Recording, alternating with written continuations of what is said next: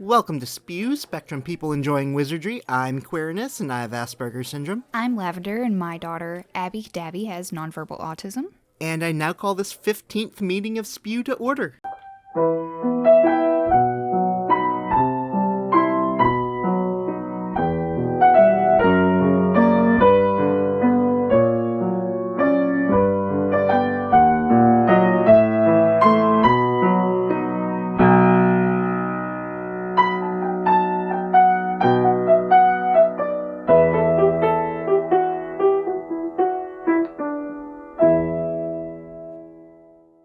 Hello, Lavender.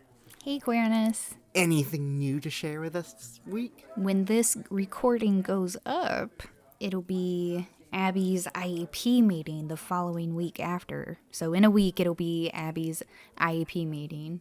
And this is the big one because she's transitioning to a different school next year. So we have our team from the new school coming to hopefully get to know her and everything and get to know us. And then the team that we're leaving. So that's one of the big things we have going on. We're also in the middle of a move. So lots of fun over here. Lots of changes. We had half our work staff fired at work. Yeah. So now it's down to 3 of us for the whole store. So that's fun. I wonder if our dry sarcasm is obvious or not. Charizard? What did you say? Dry sarcasm? Oh. I heard Charizard. Nope. I got several new things I want to talk about. First thing, we do have some new icons in our podcast feed. So you may notice little icons at the beginning of each title, depending on your podcast app. So we're going to use these to denote what the episode's going to be about. So if you see puzzle pieces, that means it's going to be an autism-based episode. If you see a wizard, it's going to be a Wizarding World-based episode. If you see drama masks or a book or film, that indicates that we're going to be reviewing something in that episode. So let us know if you guys like it or not. And on a related note, remember that the 15th of each month we're going to be reviewing a book, and this next episode we're going to be reviewing Chamber of Secrets. So now's a good time to catch up and read that. Yep. Also, we found a quite surprising surprise. A surprising surprise. We discovered that the word D-R-A-U-G-H-T is pronounced draft. This is one of those words that should have been translated in the U.S. version and wasn't. Yeah. The U.S. spelling of this word is D-R-A-F-T. I always thought this was a completely different word, and I pronounced it draught. Yep. I thought it was a draught. My entire life. Literally my entire life until Queerness told me this yesterday. Anyway, important dates. This month is Dobby's death. We don't actually have a specific date on this one. We just know that it happened in March. Also have several birth dates. Ron's is on the 1st. Trelawney's is on the 9th. And Remus Lupin's is on the 10th. Mm-hmm. What are we talking about this month, Queerness? We are talking about Tommy Westphall. This is a subject that is more autism related. It's more of a sidestep, but something that every time I remember it, I end up researching for 3 days straight. Okay. Basic background, there was a TV show called St. Elsewhere. It was a medical drama that ran from 1982 to 1988, and of the large cast of main characters, there was a Dr. Daniel Auslander, who was the chief of services, and a Dr. Donald Westphall, who was a director of medicine. Now, in season 2, they introduced Dr. Westphall's son, Tommy, and Tommy has nonverbal autism, and appeared in a total of 11 episodes is all. But difficulties taking care of his son led Dr. Westphall to leave the hospital in the final season, only to return for the big season finale. And this is where things get interesting. So, at the end of the episode, Tommy is standing with Dr. Auslander in his office, and they are watching the snow outside the window. We get an exterior shot of this hospital, and then suddenly the hospital starts to shake. We then cut to Tommy shaking a snow globe, and he is in an apartment with the actor that played Dr. Auslander, and his father comes home dressed as a construction worker. It is then revealed that he is actually a construction worker, and that Dr. Auslander is in fact Tommy's grandfather who watches him all day, and he basically spends his whole day staring at the snow globe. He's been sitting there ever since you left this morning, just like he does every day. World of his own.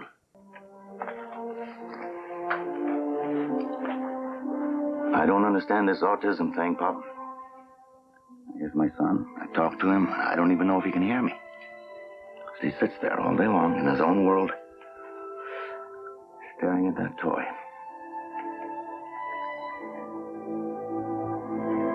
What's he thinking about? And then the episode ends with a close-up of this snow globe showing the hospital inside. The implications is that the entirety of the TV show took place inside Tommy's head. Now, I sent you the clip of this ending. What did you think of it? I don't know how to put into words what I thought of it. Honestly, I've tried, but it was mixed. Like, I'm sure back when this was on, this was, pretty, for lack of a better word, groundbreaking, big plot twist. And I don't think there was really that much about autism in mainstream media at all back then. I could be wrong. And a lot of misconceptions about anything that was released. So, like, I kind of like it. But I've also, let me be clear for our listeners, I've never, A, heard of this show, or B, seen anything about it until Queerness sent me this clip. It's like 3.5-minute clip of the very end of the finale, I'm assuming. Yes. So I don't know. It confused me. That's my final thoughts. It was definitely strange. Without actually having the knowledge of the show, I wouldn't have been able to follow it if I didn't know what was going on. But a fat lady sang. A fat lady sang, yes. I am not quite sure what that was about. But this kind of slipped away until 2002 when Dwayne McDuffie, who is a writer who created the Static Shock TV show and he wrote for Justice League and Ben 10, he wrote a blog post entitled 6 Degrees of St. Elsewhere. And this article was actually about why you should not make strong statements about fictional continuity based on guest appearances. And basically, this article brought light to what has been called the Tommy Westphall universe hypothesis. And basically how this starts is there was another show called Homicide: Life on the Street, and in season 6, which was in the mid-90s, so long after St. Elsewhere ended, one of the doctors, Dr. Roxanne Turner, was a guest star on a season 6 episode of Homicide: Life on the Street. The implication here is that since her character originated in Tommy's head, that must mean the entirety of Homicide: Life on the Street is also in Tommy's head. Plot thickens. Okay. I can see that argument. All right, here's where it gets fun. One of the main characters from Homicide was John Munch. I hate to interrupt you, I'm so sorry, but is this Munch also known as Munch on SVU? Yes. Okay, continue. After being on Homicide for 119 episodes, John Munch then moved on to be a regular character on Law & Order SVU for 241 episodes, as well as appearing in the regular Law & Order Trial by Jury. So the entire Law & Order expanded universe also exists entirely inside Tommy's head. What? I am geeking out so hard right now, Queerness. This is awesome. Now, John Munch also appeared on a handful of other shows, a lot of different TV shows. Roughly 18 to 20. But the big one would be the XFiles. Why is a detective from another network tracking down extraterrestrials on Fox? What I'm looking at here is an FBI agent likes to talk about space aliens. Because it's the only place he can. Now, within the X-Files, the character of the cigarette-smoking man smokes Morley cigarettes. Now, Morley cigarettes have been around for a long, long time. It was created by a prop company, originally first seen in Hitchcock's Psycho. But the X-Files used a new design for the package known as the Red Box, which means any show that uses the Red Box design must also be inside Tommy's head. This list includes, but is not limited to, That 70s Show, Becker, Malcolm in the Middle, ER, Touched by an Angel, Everybody Hates Chris, Criminal Minds, Prison Break, Breaking Bad, Medium, Reaper, Heroes, Pushing Daisies, Walking Dead, The Middle, Shameless, Justified, NCIS, Warehouse 13, Twin Peaks, Lost, and is even the brand smoked by Spike in Buffy the Vampire Slayer. Now, Lost also has brands within it, such as Oceanic Airlines, which was also featured in Flash Forward and Once Upon a Time and LAX, and the Apollo Candy Bar, which was also in Once Upon a Time, Brooklyn Nine-Nine, Scrubs. Basically, the bulk of US television is all connected in this very specific way back to this one TV show. Even to the point that both the Bob Newhart show and Newhart both connect into the universe, in addition to taking place inside themselves. And of course, this also includes pretty much all of the TGIF shows and Disney Channel shows. Basically, the internet gave up on keeping track of this back in 2016, and at the time there was like 440 shows in the list. Whoa. And this does not include cartoons or movies, just TV shows. So yeah, the bulk of American television. Yes. All right. That's pretty much all I have on that. It was just something I wanted to talk about. This was great, Cronus, actually. So let's go to Gringotts, but first, here's a trivia question for you. How many of the second year school books were written by Gilderoy Lockhart? I'll be right back. And we're back. Lavender, do you know how many books were written by Gilderoy Lockhart? I do. It's 7. It is 7. For some reason, I was thinking it was 8. I don't know where I got that one from. I guess they have 8 books because most everyone has the autobiography, but is that one required? Ooh. Yes, I think it was. Anyway, the correct answer is 7 of his books were required by second years. So we're going to move on to Wizarding World news. We have yet another book up for auction. This time it is not a first edition. This is an uncorrected proof copy of Philosopher's Stone. Ooh. So uncorrected proof copies are copies that were sent out to booksellers and news outlets prior to the publication and release to generate hype. It is basically just a simple cover, so like a white cover with a yellow stripe that has author's name, name of book, and then the ISBN information on the back. It also includes a cardstock print of what the cover would look like. There were only 200 of these printed. The main difference between this and the first edition, like they didn't fix any of the issues. The main difference is on the inside cover page, she is credited as J.A. Rowling. And this is due to the fact that they had requested that she use initials, but she had not yet chosen the middle initial yet, since she does not actually have a middle name. But the cover and the printed cardstock do use J.K. Rowling. Anyway, this book is up for auction. The last one that sold back in 2017 sold for £9,275, which is about $12,000 US. Bloomsbury has released the new house editions for Goblet of Fire, which if you're not familiar with this set, they are re-releasing the whole series with each book having 4 unique covers. So not only are they the 4 different house colors, but the intricate details around it feature different images for the different houses, and there's a slight variation between the hardcover and paperback. And so it's a nice little set, but Goblet of Fire has been released. Scholastic is actually doing their own illustrated editions. So the illustrated editions, Goblet of Fire was released earlier this year from Bloomsbury, and Scholastic has been publishing those. But now Scholastic is doing their own edition, this time illustrated by Mina Lima Designs, which they're the graphic designers who worked on the films. But this first book should be coming out in October. Also in book news, J.K. Rowling has finished writing the 5th Robert Galbraith novel. I don't really care. Yeah. Yeah. Harry Potter and the Philosopher's Stone has been translated into Yiddish. The first 1,000 copies sold out in 2 days, so the second edition is now available for pre-order. I couldn't find an official which language this is, all I can find is that there are over 80 languages that it's been officially translated into. And now Yiddish. And now Yiddish. Harry Potter and the Cursed Child will be opening in Tokyo in 2022. Ooh, I bet that's an experience.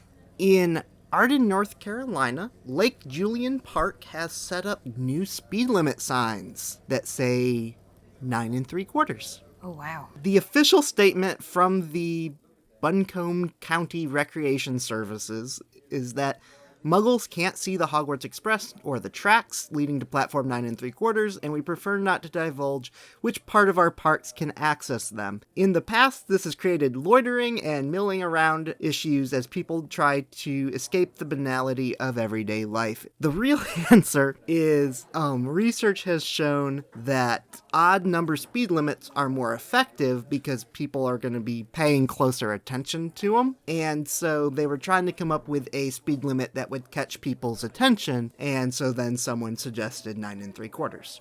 I didn't know that that's why places had odd numbered speeding signs, but that makes sense now.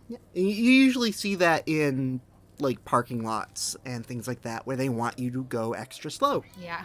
Julie Walters, who played Molly Weasley, she has revealed that she was diagnosed with bowel cancer back in 2018, but she has had successful surgery and chemo and has now officially recovered from cancer. So, hey. I also read that she does want to continue acting. She's just going to slow down a bit. The Harry Potter Alliance has started a new campaign for Granger 2020. They are saying that Hermione Granger is running for president. I've been all over this website. I am not sure what the point of this is. That is the bulk of it. It's something about fighting pure blood purism. Beyond that, I am not sure what they're trying to actually accomplish. Oh, I thought this was stemming from cursed child lore. Okay. No, that's about it. I mean, she's British, so she can't actually run for president, Nope. so...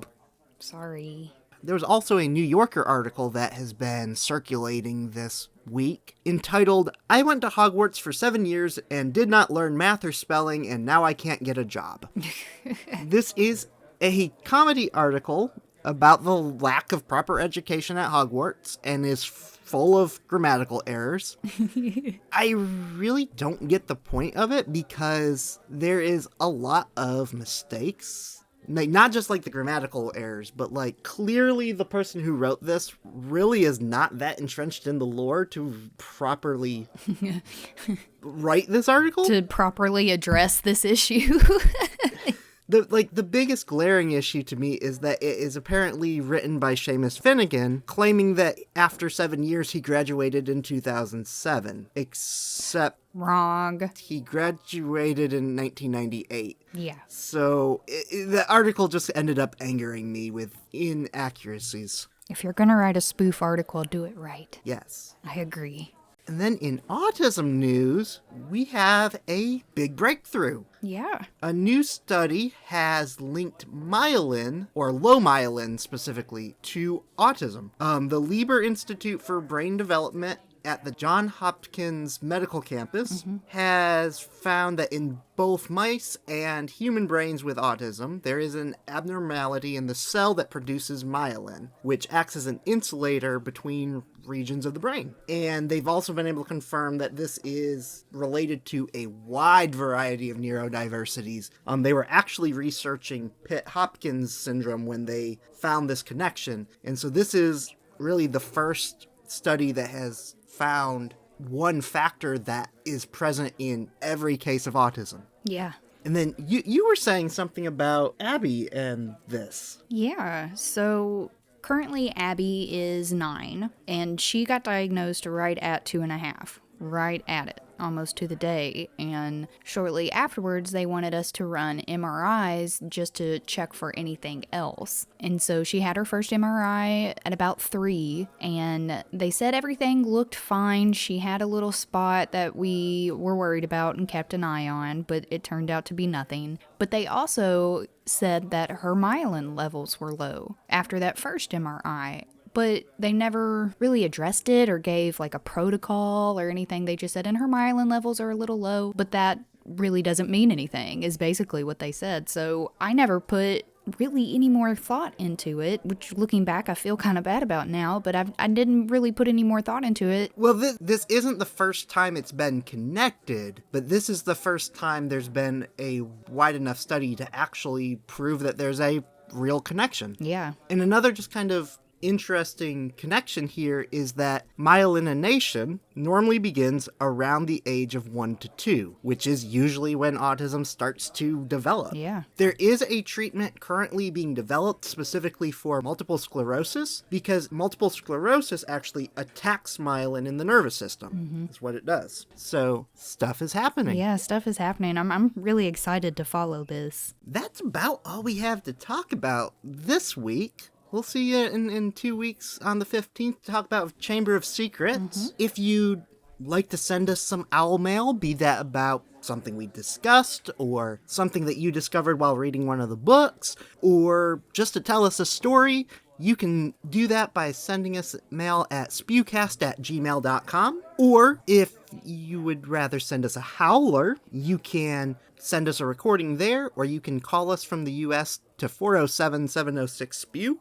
That's 407-706-7739. Or there's a link in the description. You can check out our website by going to spewpod.uk or follow us on Twitter at SpectrumPeople is our handle. We are also on Facebook. It's facebook.com/spewcast, and Instagram with spewpod being our handle. And as always, we'd like to thank Joan Burr for our theme music. And until next time, I'm Queerness. And I'm Lavender. And as Luna Lovegood says, don't worry, you're just as sane as I am. Bye. Bye.